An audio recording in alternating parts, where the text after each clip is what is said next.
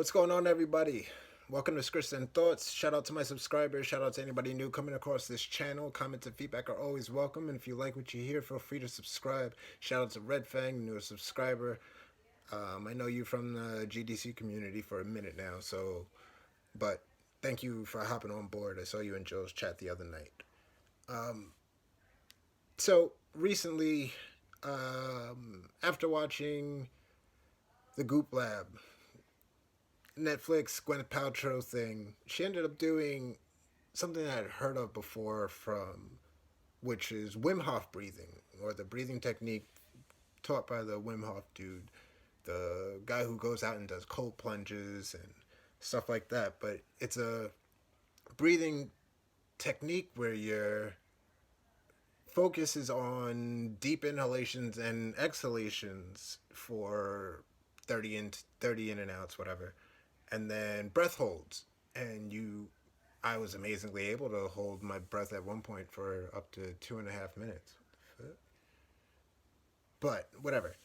Either way, you're doing this and then you hold your breath, and in the holding of your breath, your focus is on controlling yourself and controlling the feelings that you have on the inside, that initial rush that you get of wanting to take a breath in, and kind of working through that, any tingling that you're feeling, working through slowing your heart, trying to slow your heart rate while you're holding your breath and all that. So it's teaching a whole bunch of internal focus while your somewhat external focus is on literally holding your breath.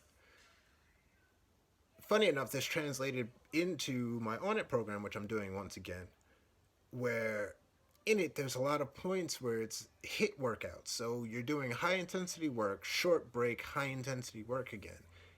And in doing that, the focus is once again on your breath. So in your in-betweens, my Wim Hof practice has helped with being able to regain that control when I feel like I'm losing it, or when I feel like I've lost it, when I've gotten to that point of, yo, I just did work for 40 seconds or for 20 seconds that wore me out. I'm out of breath.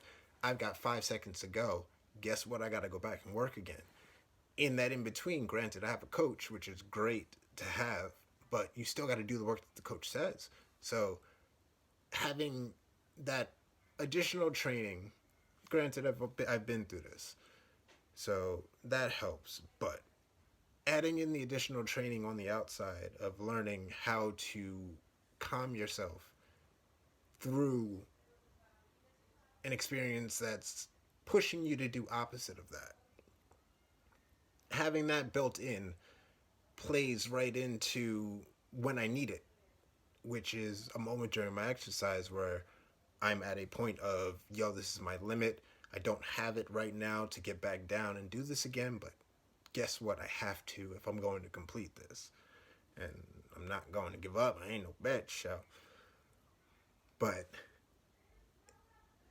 having that built in translate from or translate to regular life also, with the situation like now where you're going through this experience. It's like, bam, here's a life change. Deal with this, adjust to it.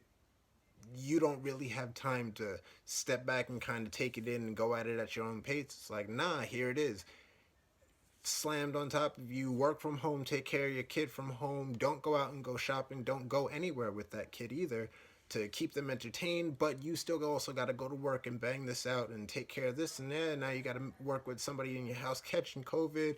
Now you got to keep everybody. It's a whole bunch of things thrown at you, and you center yourself, you gather yourself, you recollect yourself, the same way that you do during the workout, the same way that you do during the breath holds. You're taking in the chaos, relaxing yourself through it, calming yourself, settling yourself, allowing yourself to continue to move forward. Because you try and move forward all frantic, you're not getting through.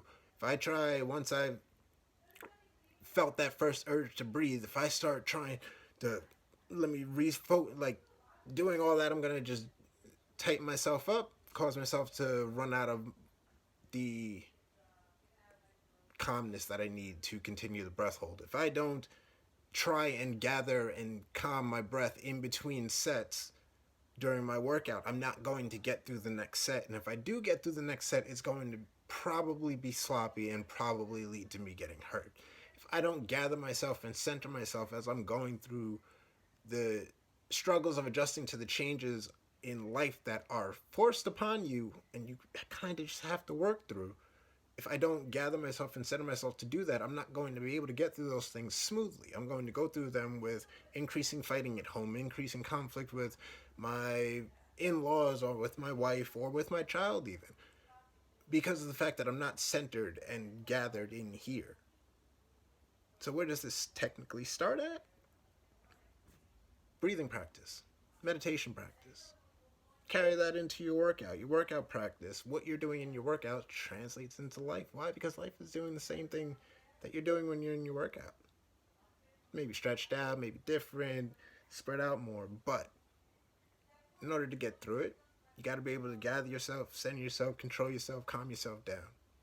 Relax. Think through it. Breathe. Be ready to go. Hope you enjoyed. Comments and feedback again are always welcome. Subscribe, hit the bell button because I don't post consistent enough that you're really just going to see it if you're scrolling through IG. So the best bet is to get that notification sent to an email. Yo, got a new video out. Come check it out. Have a good one. Peace.